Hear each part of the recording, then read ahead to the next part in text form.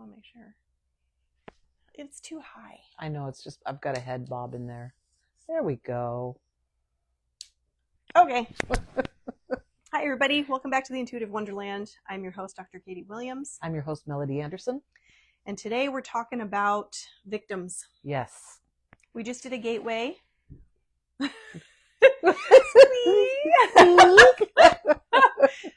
We just did a gateway on it. It was amazing, as always. Yeah. Informative and helpful. Yeah. We have a place to jump from now. Yeah. And we are almost ready to launch our Patreon, so keep an eye out for that. We will promote here and elsewhere. Yep. So. Yeah. So that was an interesting piece because really when we started talking about victims, and you actually got quite a few people responding to you on Facebook about what the word means to them. Yes. And everybody had a similar but slightly different take. Which was nice. Yes, it was. I really appreciated everybody's feedback. Me too. I almost wanted to read all of their responses because they were really good. Yeah. Yeah. Well, it's on there. It's on the page, so check it out. Yeah. And so because this was a topic that you brought to my attention, what is it for you? What made you want to talk about this today? There was a particular person in mind that I've noticed is in that victim role with everything. Right. And they have a hard time doing anything to help themselves and always just have an excuse as to why they can't. Right. Whether it's their partner won't let them, or they just aren't motivated. They can't find the drive to make the change, or I'll do it tomorrow, like that kind of thing. Have you known this person a long time? Yep. And can you think back to when that started for this person? Or has this person always been like that? No. Not always. That's a good question, but I don't have an answer for you. Okay. But there was a shift. She hasn't, or he, I don't know who you're talking about, hasn't always been like this. So since there was a shift, obviously something happened and this person hasn't been able to pull themselves back out. Well, and I feel like victimization at its core is a lack of control. Right. Right? It's something is happening to you. Right. And this person doesn't have a lot of control in their lives. When they do try to exercise, hey, I need you to do this, this, and this, and the other people just go, no. Right. Then it's easier to fall into that pattern, I think, of, well, I tried. Right. It didn't work. So I have to just put up with it. Right. And if I want it a certain way, I have to do it. Nobody's going to help me. Right. Yeah. Yep. I've had a situation. Well, I mean, this was interesting. Someone came to me and they were telling me that they were being abused and they were concerned for their child. And I said, we just need to call the police. And she went, no. She immediately became afraid and did not want to relinquish any control. And so I said, okay, we won't. What do you think we need to do? Immediately when I put it into her hands and did not take control from her, left it with her, what are we going to do now? I will support whatever you want. What are we going to do? Then she talked and said, just briefly, and then said, we're going to call the police. Okay. So it was just a shift in, I'm not trying to control you or take anything from you, but what are we going to do? That's so interesting. Years ago, I was a child therapist, and I had a teenage client, a girl, who opened up and told me that she was involved in a sexual relationship with a much older man. And she said, please don't say anything, because she was invested in it, and she wanted it. And I want to be careful saying that, because a child doesn't really know. All they know is I'm getting this attention.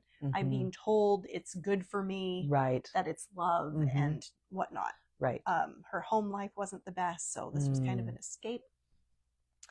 And as a therapist, we are mandated reporters. Yes. So I said, I'm sorry. I have to tell somebody about this. And I ended up losing her as a client because the trust was gone. Right. But it was the best thing for her. Absolutely. The police came in and they interrupted the pattern. And, that was years ago. So hopefully now she's able to look back on that as she matured. Right. And know that that was the right thing to do. Right. But that situation in particular, sexual abuse of children from adults. Right. Hard to unpack that one. Yes. Because if they are saying, I'm okay with it. Right. I'm consenting. Right. But my stance is you don't have an adult brain to consent from. Right. I agree with that wholeheartedly. And so is it possible somebody can be a victim when they don't feel like they're a victim? Oh, wholeheartedly. Absolutely. Yep. I've seen it with my own eyes, and they are completely consenting. Yeah, that's a big one.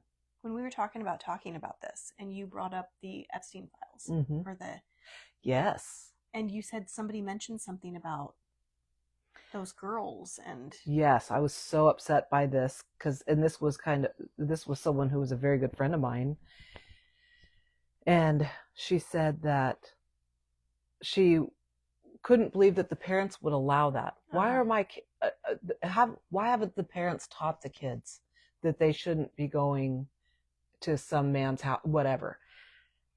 And didn't these girls know better? How totally victim shaming, saying it was the girls' faults. And I'm thinking, wow, that feels like victim shaming. And I think that what we need to be looking at is Epstein, not at the kids, not at the parents. I think that, like, say you, for example, you want to see the positive in everything.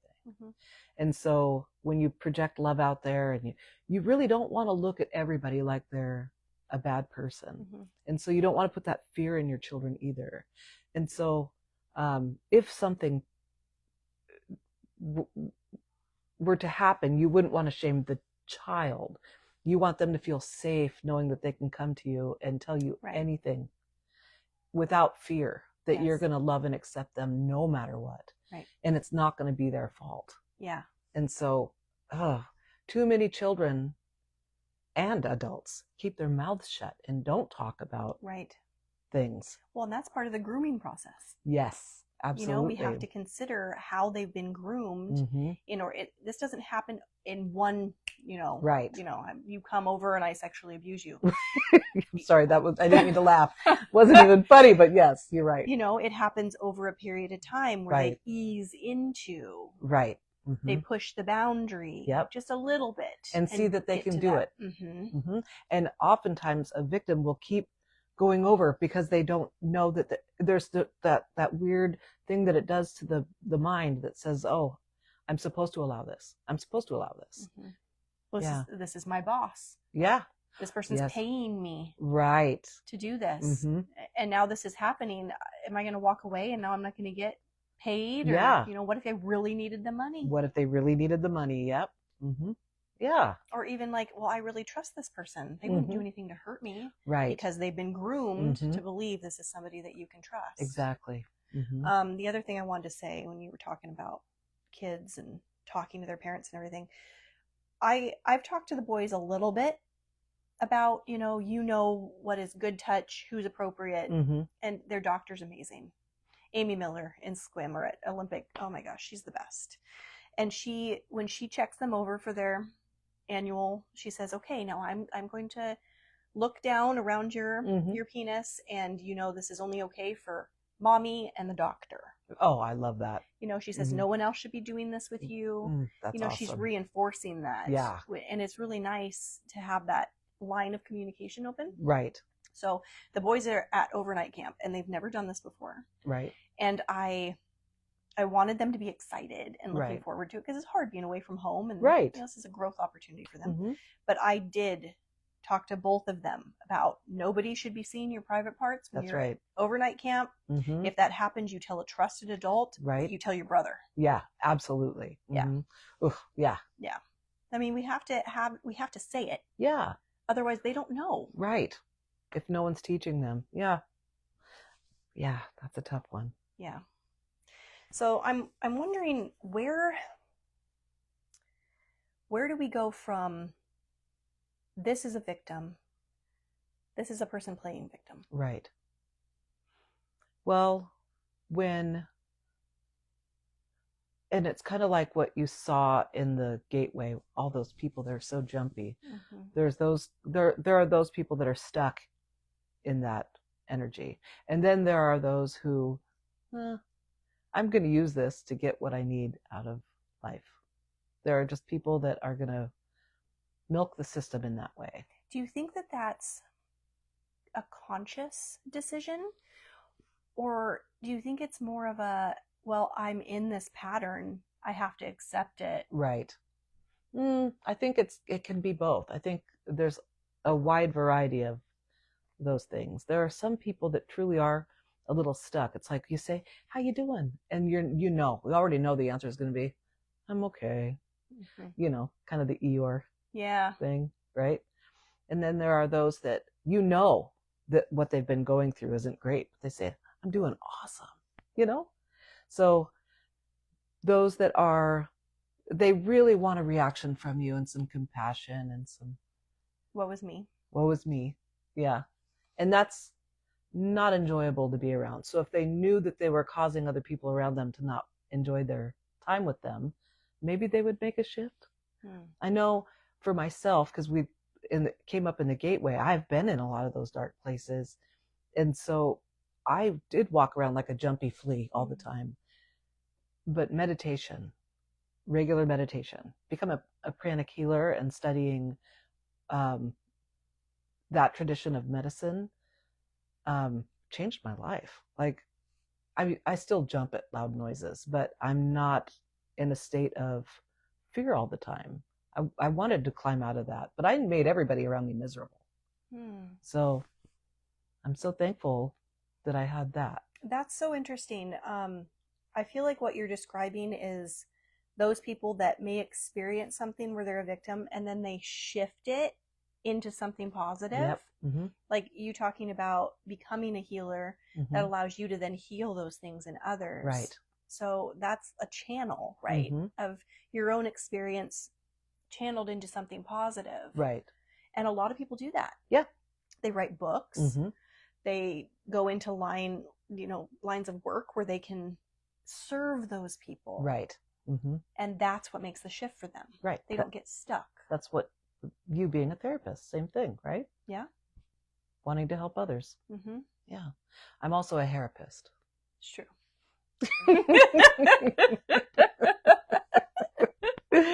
It's a real gig. Yeah. Yeah. Yeah. So how about you? What is your feeling on that, Matt? Well, I was just thinking, in our last conversation, I was going to bring up cognitive dissonance and I didn't. Oh yeah. But I think it has something to do with that. So cognitive dissonance is when there's something that's out of alignment with a person's beliefs and behaviors. Yes. And it creates this unease. They don't like the way that feels. So you have to either change the belief or the behavior in order to find alignment again. There you go. So if somebody is living in a situation where they feel victimized all the time, that means they can't really change the situation. Right. So they change the belief to accept the situation. Right. So maybe believing, well, this is just the way it is and I'm just a victim of this, allows them to survive. Right. A coping mechanism. It's a coping. Yeah, definitely. And actually this person that I'm thinking of, for a while there, I was trying to help them change that situation. And we talked about, well, what if you got an apartment? Right. What if you did get your own place and got out of the situation? And they were open to the idea, but then taking the actual steps is where it can be really difficult. Like an abused person in a relationship, you Right. know, living at home with an abusive spouse, like Mm-hmm. actually getting away can be very difficult. Right. And you're watching the movie, right? And you're like, well, just leave him. Right. But But you don't have all the feelings that they have for that person and the confusion in that relationship. Other people don't see all the little breadcrumbs that they leave to keep them in that situation. And the grooming, Yes. And well, they give just enough love to keep them there, and they knock them down with their self-esteem so that they don't feel like they can get any better. Right. Exactly. You know, there's a lot behind the scenes. Yes. So it's not as easy as recognizing I'm a victim and then making a change. Right. Yeah. And like in that case, they don't even know they are a victim. You're absolutely right. And even if their friends are like, well, hey, you know, you're with an abusive person, and they go, yeah.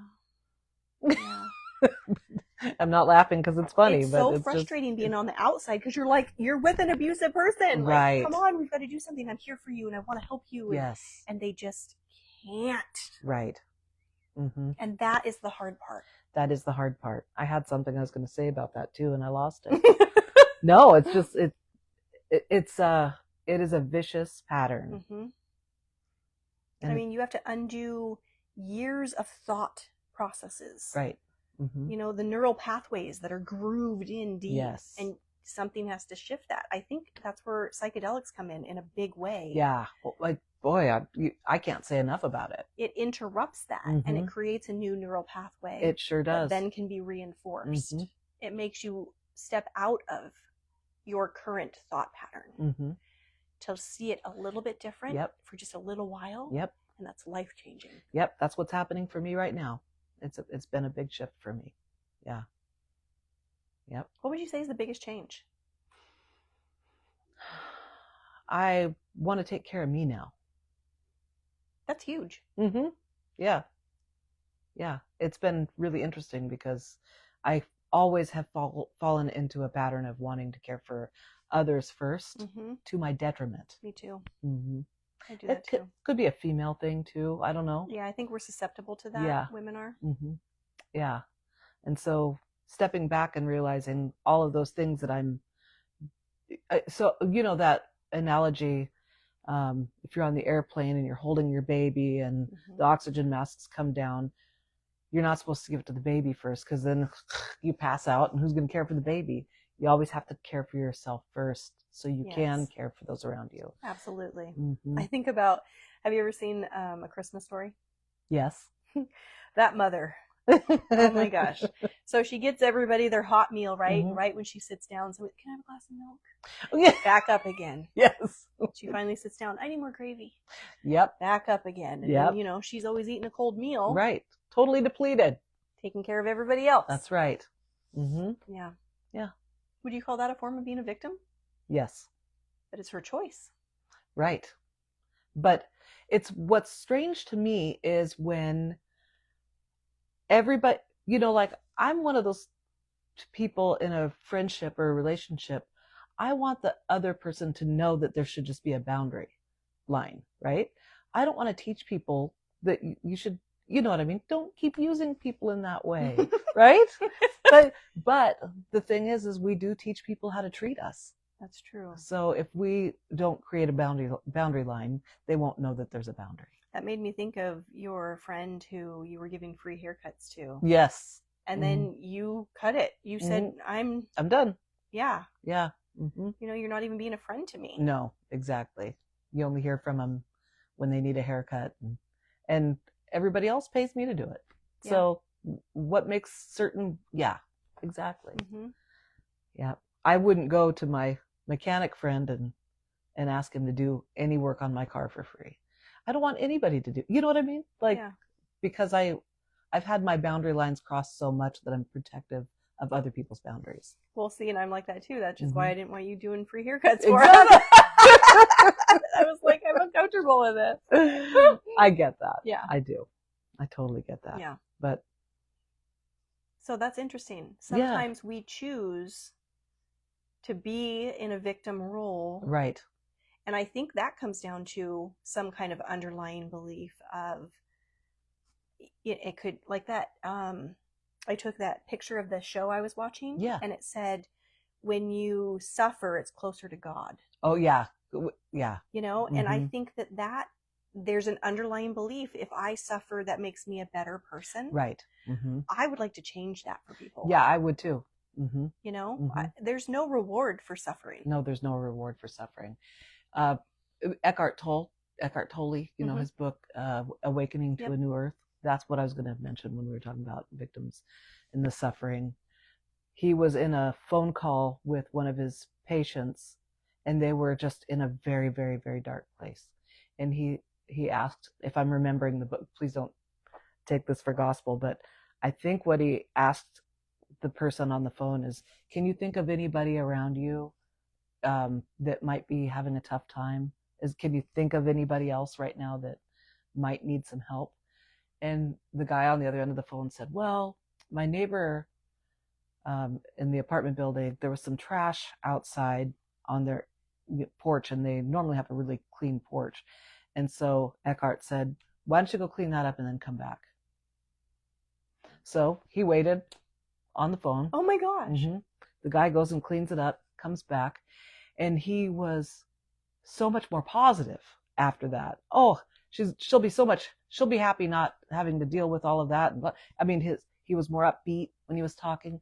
I think when we take focus off of ourselves, it is called being self-centered, whether it's positive or negative. We could be self-centered in a positive way, or we could be self-centered in a negative way. And if we're just wanting people to feel sorry for us, blah, blah, blah. But if we take that focus off of ourselves, even for a minute, and focus on somebody else, we will become more positive. That's why volunteer work is so incredible. That's it. It makes you feel good to do something for someone else. So it takes that. That's so interesting, because you offered a total shift there. We were like talking about the mother that's doing so much for everybody else, and that puts her in that victim mentality of now she's eating a cold meal every day. Right. And this is the other side of it, where if you're doing something for somebody, it allows you to lighten up. Right. Exactly. You can get overused by having to get up and get the milk, get the gravy. One of the comments that somebody had put, I brought up that there was a definition of trauma lately that I'd heard that resonated with me. My friend Megan actually was one of her podcast videos. She was talking about how trauma is a response of overwhelm in a situation or a scenario. Right. And that's why you can't say, well, that's not traumatic to you. Because it could be. It could be. Just because you wouldn't feel traumatized by that doesn't mean that they don't. Yeah. You have to think about their earlier triggers that caused that. It's a very individual response, whether something is traumatic or not. Right. And it's a feeling of, am I overwhelmed by this? Right. And that is how victimization works. Right. I felt overwhelmed by this, and it struck me, and it changed me. Right. And now I have a trauma response to this. Yeah, that's where I think that relationships can get so tricky when you're very close with someone and you feel like you've upset them. The kind and loving thing to do is to stop and listen to why. And then if you keep asking questions like, or like if I'm having a reaction in something and I'm triggered, if I'm able to talk about it, maybe I can get to the root of it. And it had nothing to do with you. It had to do with this experience that I had. But being able to just draw people out and listen and understand them is such a kind thing to do. Yeah. It's just so kind. The compassion piece that we were talking about in the gateway. Yeah. Yeah. So the one thing that I've heard my friends tell me, and I've experienced in relationships with a partner, is that wouldn't upset me. So I'm not going to have any compassion for you there because that wouldn't upset me. That doesn't bother me. So, and I mean, I think we've all experienced that with friends at times or in partners. I have that with jealousy because I don't relate with people that get jealous. I don't either. I have a hard time because I don't feel that way. Yeah, me either. Like I trust John so much and he trusts me so much that he could go have lunch with a woman and I wouldn't worry about it. That's awesome. But most people wouldn't feel that way. So it's hard for me to relate with that. Yeah. I don't have jealousy, but if I'm in a relationship with someone, I probably wouldn't appreciate that. However, like if, you know, my husband, in fact, my second husband, he would just chase other women around all the time. Mm-hmm. He just loved younger women. Yeah. And we weren't a great fit, but I was never jealous of the women. Mm-hmm. It wasn't them I had an issue with at all. Well, you couldn't trust him. Well, yeah, it was him I was having an issue with, not, and you know, he and I are great friends. It's not, you know what I mean? I'm not trying to badmouth him. No, but for the sake of the conversation, yes, you're explaining a pattern of distrust because he was reinforcing that. Yeah. Based on how he was treating you and what he was showing you. Right. When he was around other people. Well, and also the men that I grew up with weren't trustworthy. Mm-hmm. You know, the father figures I had weren't trustworthy.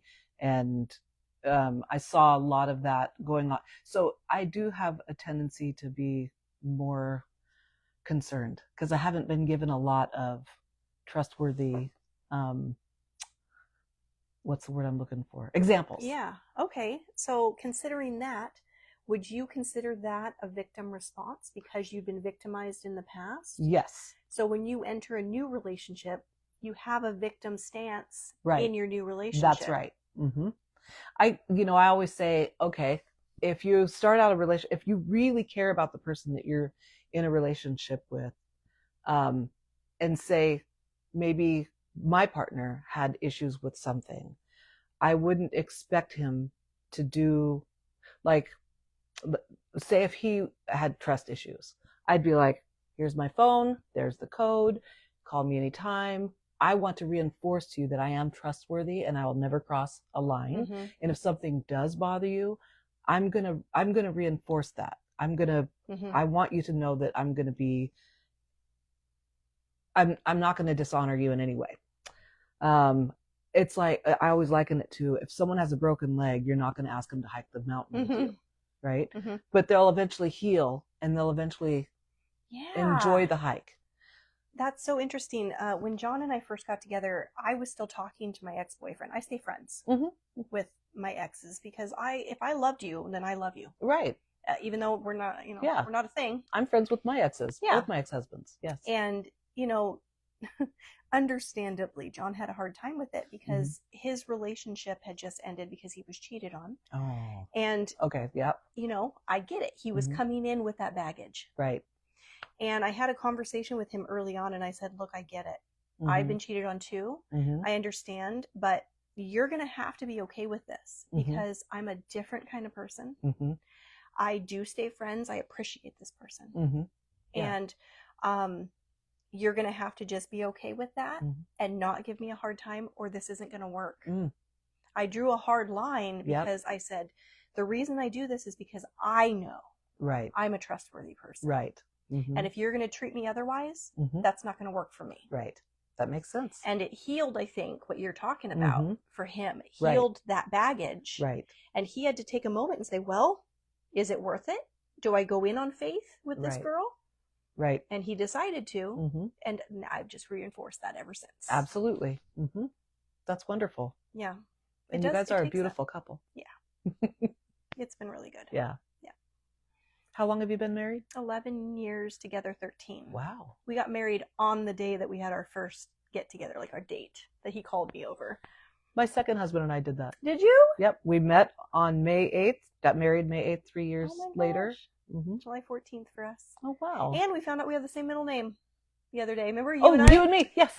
Yes. We're both Lynn's. Yep, that's right. We just keep finding things that are similar. That's right. So 2 years later you got married. I got married 3 years later. That's probably why it didn't work. I'm just kidding. Just kidding. That's funny. Oh, that's awesome. Okay. Well, is there anything else you wanted to say about this topic? I had lots of things I wanted to say, but they're fleeting. So, but I think we covered most of it. So yeah, that was a good conversation. I agree.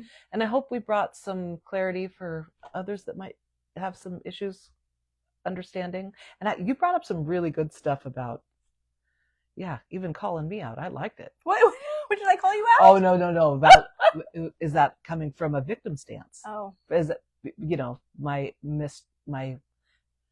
struggle with trusting men in a relationship. Well, I think it's important to bring that to light because a lot of people do enter into new relationships with that baggage, and then those people feel punished by it. But I've never done that to you. It's like, well, that's been my experience. So exactly. You're dating the person and all of their experiences. Right. Yes. And if it's worth it, they'll. I think that some of these people are like little diamonds in the rough, and as long as you put in the time and the effort, you'll find that it's really worth it. Yeah. And that's what relationships do. Yeah. They challenge us and they heal things. That's right. Yes. I haven't found the right healer yet. I'm just kidding. That's not true. You love your healer. I do. Yeah. Mary. Yeah. Yes. That healer. Yes. She's the right healer. For sure. I have. Yes. You mean in a partner. I knew. Yes. Yes. You're absolutely right. Yeah. By the way, who sent me that? Yeah, the Mother Do Teresa, it anyway. The Mother Teresa quote. Who sent that? Thank you so much. I got it at work and I was like, I didn't order anything from Amazon. She thought it was me. Yeah.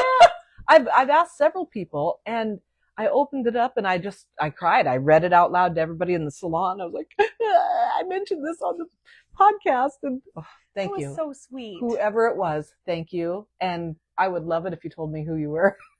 Yeah. Well, they know where I work, so it's someone who knows me. Right. So. Which would be but you've also talked about where you work on the podcast. It wouldn't be hard to figure out. That's true. Yeah. Could have been anybody. Could have been anybody. But thank you. I love you. Somebody I appreciate who cares you. about you. That was really nice. Very nice. Yeah. Absolutely. Yep. All right. Well, I think that's it for today. All right. See you next Tuesday. See you next Tuesday. Oh, wait. We're not going to be here next Tuesday. Oh, I'm glad you brought that up. Yeah. That's right. We aren't recording next week. Yep. So we'll see you in 2 Tuesdays. See you 2 Tuesdays. All right. All right. Bye. Bye.